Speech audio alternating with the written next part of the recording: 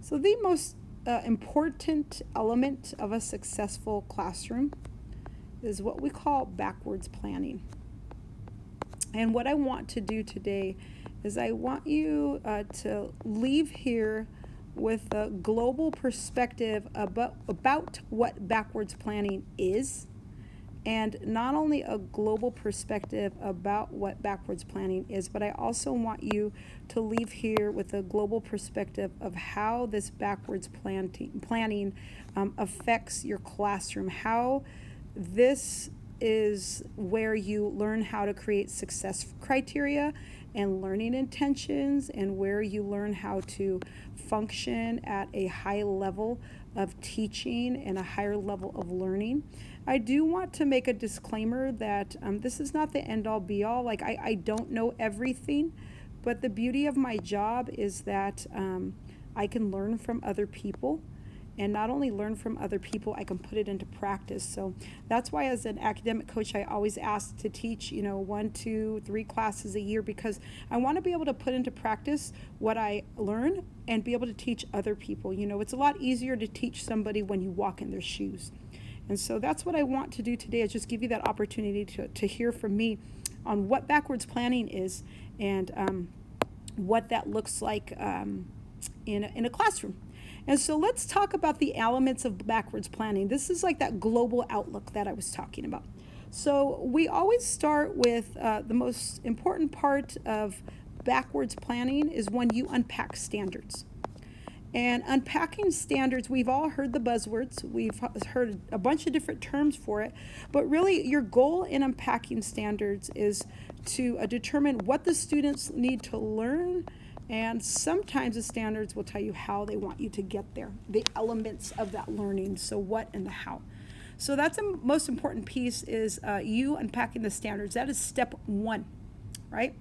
Once you unpack those standards, you begin to see that there are parts to the standard. And so what you do next is you create what I call learning targets, okay? Learning targets. And so a lot of this has come from experience and John Hattie's work. I'm a big proponent of John Hattie's work, and just trial and error, really. So what are learning targets? Learning targets are the what of your learning. That is, what do the students need to know? They're basically the chunks of the standards. So learning targets are when you break up the standards into pieces, into chewable pieces, so that the kids can learn, and they're typically scaffolded. Okay, so they typically start out very simple and then get more, the intensity increases as you create learning targets.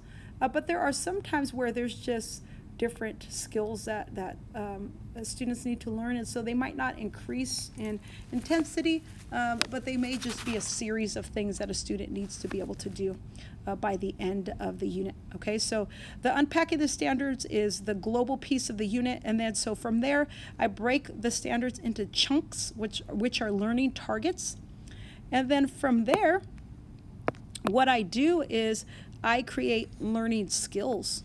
Okay, so these are learning skills, and I should say we create, because my math department it takes on this same model, and so I've learned just a tremendous amount from them.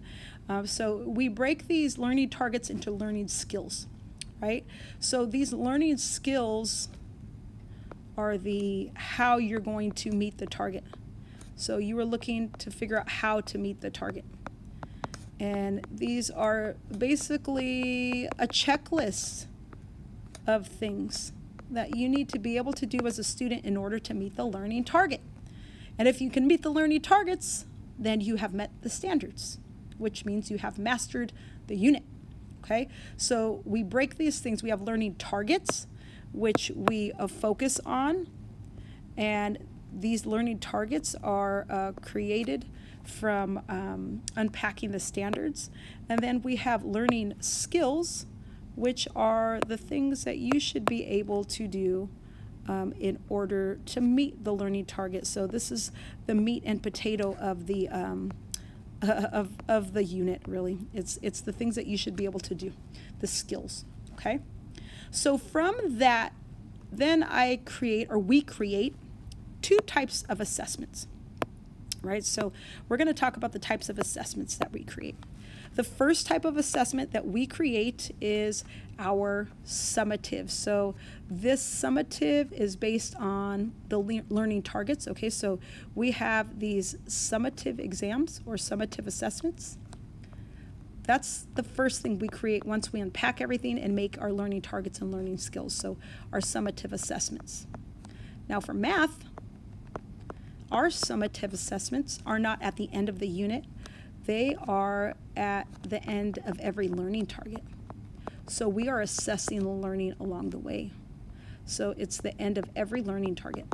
We assess. We have a summative assessment. Now, a lot of times what we do is we actually have 2 summative assessments. We'll summative assess, like in the middle of the unit, or the learning target, I should say. And then we have differentiation. And then we will give another summative assessment, a different one, but something very similar, so that we can see the growth in the data, okay? Now, keep in mind, the students always know where they're at with these summative assessments. They know their own data also, okay? We share that with them. Another type of assessment that we create after our learning targets and learning skills within the backwards plan is our formative assessments. Okay, so these formative assessments are assessments that should be done on a daily basis. Now, again, that doesn't always happen. We run out of time, but as much as possible, because at the end of every class, no matter what, you should be able to know where each kid is, where each student is in the learning continuum, and then you need to adjust your teaching for the next day. Okay, so this is typically on a daily basis.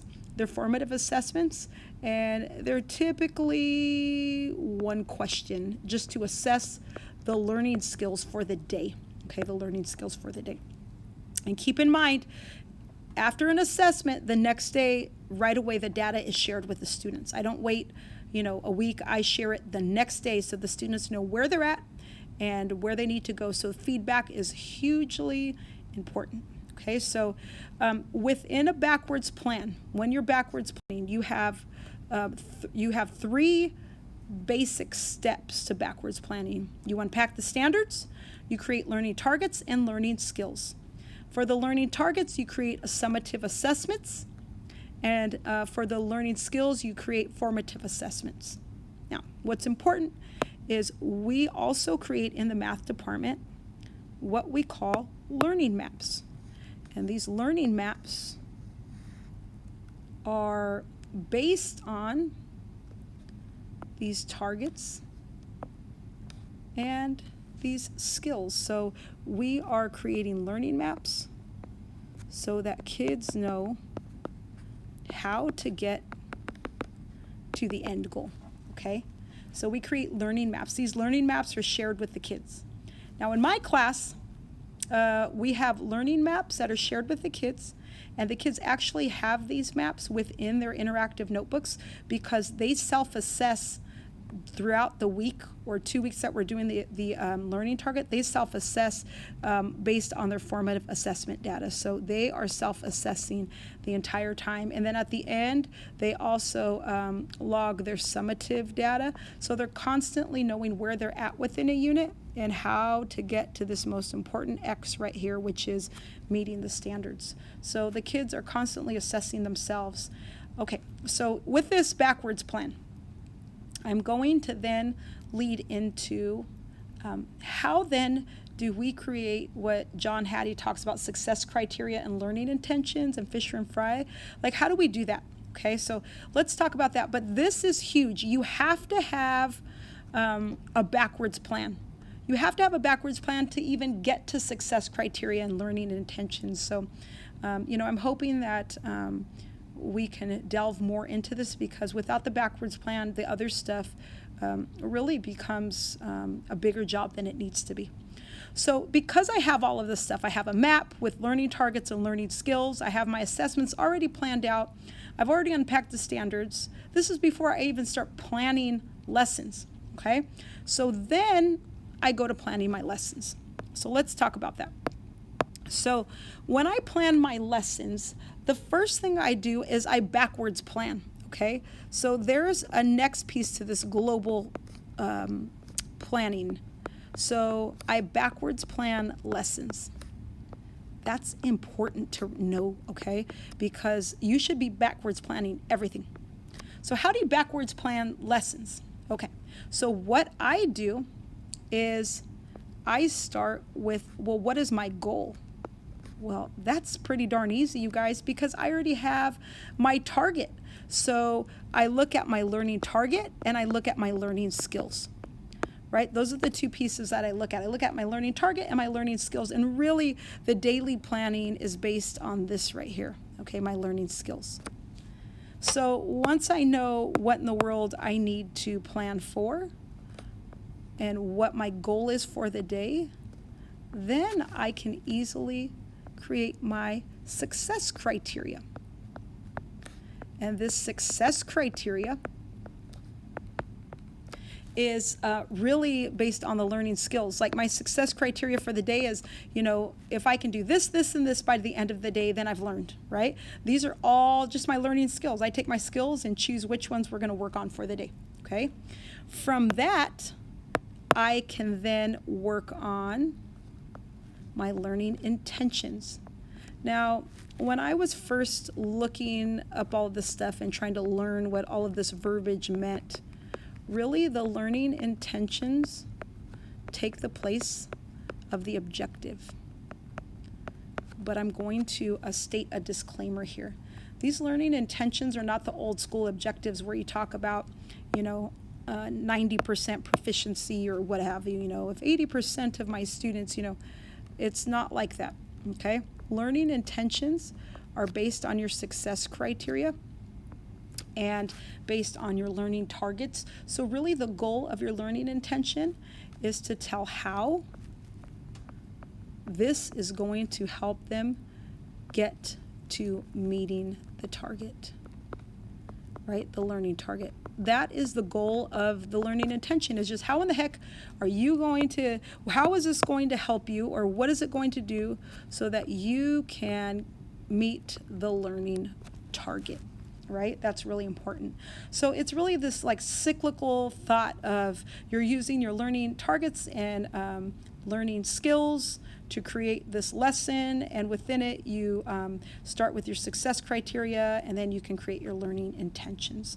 So it's a process nonetheless. Okay. So let's talk about how the students use all of this information.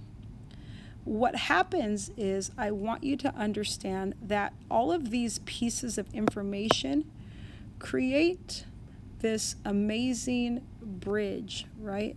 Create this amazing bridge that bridges everything the students need to know with the standards and the learning targets and the learning skills. So we bridge our planning, this planning that we speak of, we bridge it with our learning targets and our learning maps, and the kids become familiar with what they need to do. At any time, you should be able to ask your students, what do you need to learn, and how are you going to get there?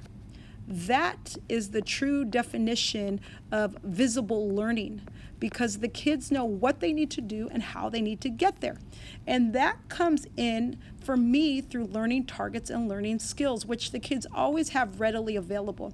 You should be able to ask your students, what's your goal today? If I learned, a lot of times with my success criteria, the kids will write, if I learned today, or if I can, and then I fill in this blank for them, then I have learned today. That's success criteria. Then I have learned today. So really, your goal is to make learning visible for everybody.